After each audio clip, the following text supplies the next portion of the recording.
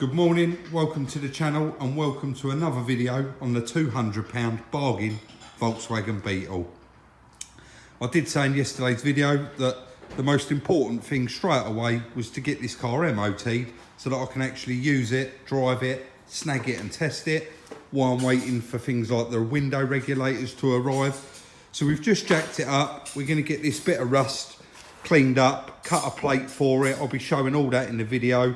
And then we'll be getting that welded in, tapping it back, getting some filler in there, and hopefully get some primer on it. By the end of the day, we get that done. And we'll be going around doing a few other jobs, like the side light bulb, changing the tyre out, and trying to get that mark out the windscreen.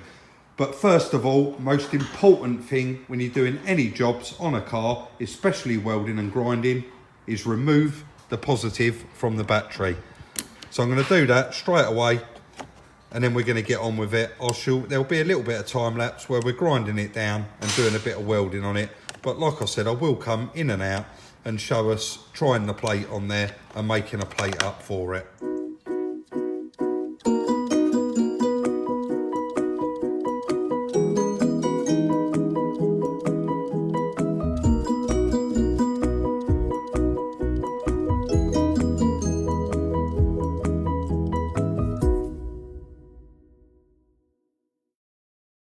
So there you go, it didn't take that long really with the grinder. I suppose I've been down here about 10 minutes. Ground it all got back as a long way past where it was actually rotted out, and it seems to be okay. Well, I've looked underneath, you probably can't really see it, but there's a proper circle there. So obviously it did have a drain plug in it of some description, and it's obviously backed up with water in there. I am told that these later Beetles were made, possibly, correct me if I'm wrong, in South Africa, and the metal's not so good, so that's the reason why, but that's another story. I'll just get the light on. As you can see there, I've gone all the way round, right round the outsides, quite far back. We'll probably tidy this up and cut away these little rotted parts, and then I'm not sure if the camera will flip round or it'll work properly, but it does only go to there. But I have ground all the way back, right across here, all the way to the edge of the seal. So me and Chris are going to make a plate up in a minute, and it will start up the top edge here, and it will fold right round and come down here. And then, like I said, we'll be tapping it back, getting it to blend in. It has had a couple of repairs here before on this particular spot. I've noticed that because there is filler here. So somebody has put a little skim over the top before. So yeah, we'll be cutting that back, sticking a plate on, getting it welded up, knock it back, and then we'll grind it off and stick some filler over the top of it, rub it down and get it in primer. That'll be that part done. So as you could see there, I was just cutting it all down, grinding it all, getting it all absolutely ready for welding. Chris just cut out this piece of cardboard and made a template for it. I'll just whip that off. And as you can see, we've cut it out, and we've cut it all the way out, all the way back, and we're gonna be replacing that whole section. There's no rot on the inner part of it there, so it literally was just that outer skin. Chris is just drilling some holes, I believe, in the replacement metal piece that he has made up. Just stick some self drillers in there so that we can hold it on the car while he's welding it. But he went over to his guillotine, cut this out. It's quite impressive actually. It's not something that I've ever watched. So he's cut out a piece of this sheet, and then he stick it in a roller machine, and he's rolled it to exactly the same shape that it should be. And obviously he's put those couple of holes in it just to hold it on there. So we'll be getting that ready, getting it all ground up, getting that spliced in there, and then I'll come back with a little bit of an update on it.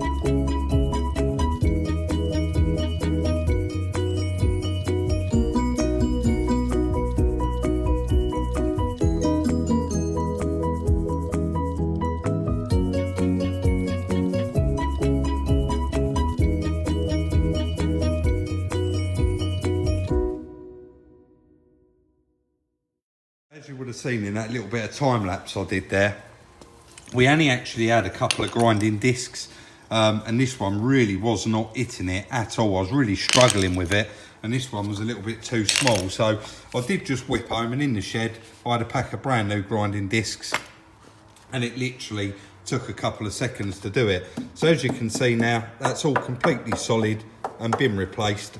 So I've ground it all back as far as it needs to go. I'll be giving that a skimmer filler. I've just whipped home and grabbed that as well. Stick a little skimmer filler in there, get that all flatted off, and hopefully get that in primer, and that's another job completely done. I'll be back shortly with an update. Once I'll probably put it on time lapse while I'm putting a bit of filler on there and rubbing it down, and then we'll move on to the side light bulb.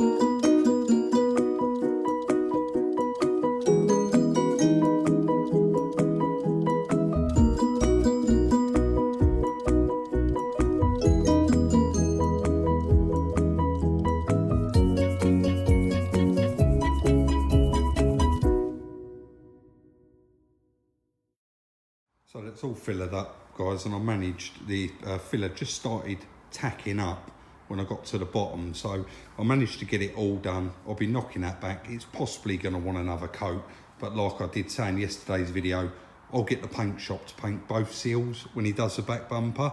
I had a couple of comments last night about the headlight bulb replacement. As you would have heard in that video, we got a side light out, and quite a lot of people said you're going to scrape your knuckles, and good luck with that, Rob.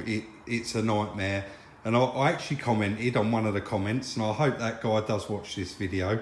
Not to say I told you so, because you guys know I'm just not like that, and I don't want to offend anybody. These headlights are probably one of the easiest headlight bulbs to change. These cars are designed, I mean, a lady could change the light bulb in this car. I've put a torch there and sort of half set it all up. I've got the right size socket on the bar ready to do it. Guys, I'll just flick it round here. You can see that is tight, and getting to that bulb would be impossible. I mean, obviously people have done it because they commented saying, Rob, good luck changing that, you're going to scrape your knuckles, etc. As you can see, the back of the headlight bulb is right up there. You can see the metal bracket just on the top of it behind the airbox there, and it is, I would say, an impossibility to get that out.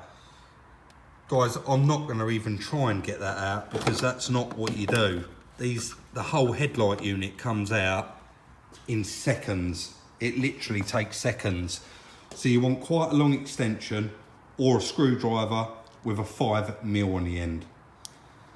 If you look down there, I'm going to point at it first. You can see there is a little nut there. Sorry, I'm just trying to get the best angle I can. You can probably see that little nut just above, and then you can actually see the picture that says lock and unlock. So I'm just going to chuck that on there, and then it says to unlock it anti-clockwise. So you turn it anti-clockwise. You probably should be able to get your fingers in it. I'll try and push it from the back, might make it a little bit easier, because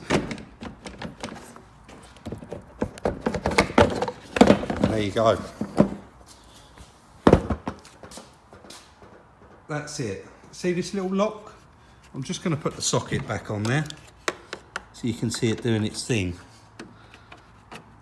That actually locks your headlight in there, guys, and the whole headlight comes out.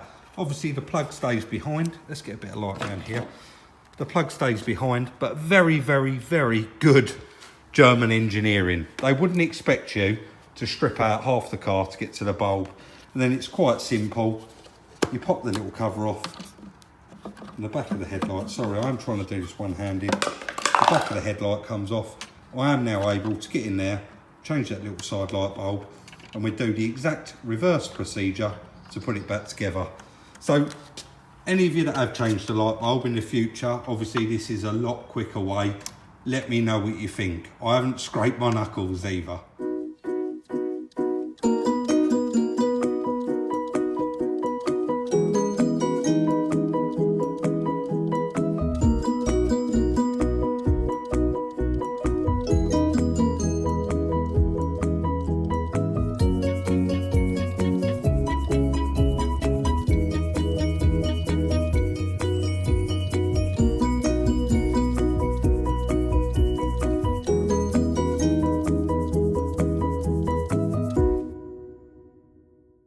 was my second attempt with a filler there. I'm sure I got most of it over me, but no, I mean, that's absolutely perfect now. I did knock it down with a panel hammer, give it another skim. It's absolutely fine all the way through. There is a couple of little pinholes in it that you can see there, but the body shop, they'll be going straight over the top of this anyway. I'm not a body person by any means. I'll just do my best, obviously, just to get it through the MOT more importantly than anything else, because the body shop is going to be the last step.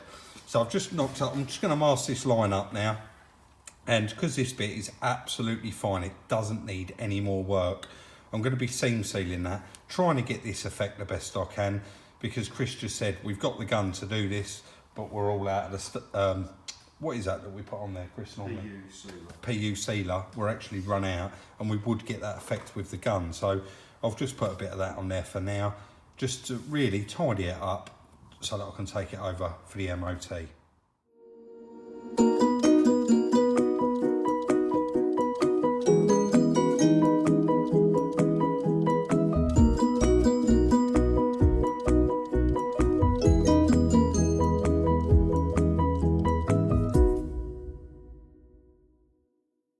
So as you can see, just for a temporary, that's come out absolutely fine.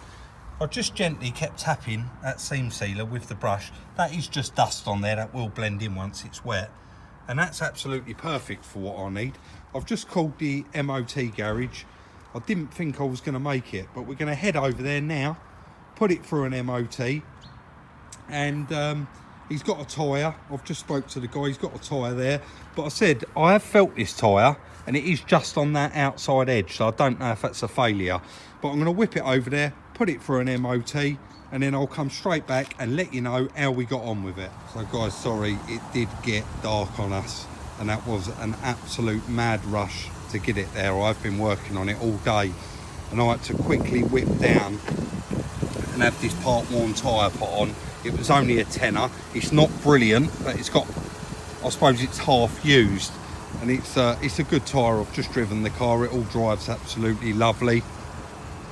So I had to quickly get that done, stop at the parts place and buy one of those temporary mirror glasses that you cut out yourself. It's just plastic, because I knew that it had to have that for the MOT. But you'll be happy to know that it has now passed the MOT. So I'll give it a chance to update on DVLA. It's probably going to take 24 hours or maybe tomorrow morning, and then I can chuck tax on the car. I'll stick it on monthly, so I haven't got to wait for a check to come back, because I will probably only use the car for a couple of weeks. I've jumped back in here, and luckily, because it's dark, on my video camera the lights come on. There is a couple of advisories on here, as you can see. Plate in the steering rack, inner joint near side. Plate in the steering rack, inner joint offside. Well, if you remember, I did say when I first picked the car up, it actually had that same advisory on the last 3 or 4 MOTs.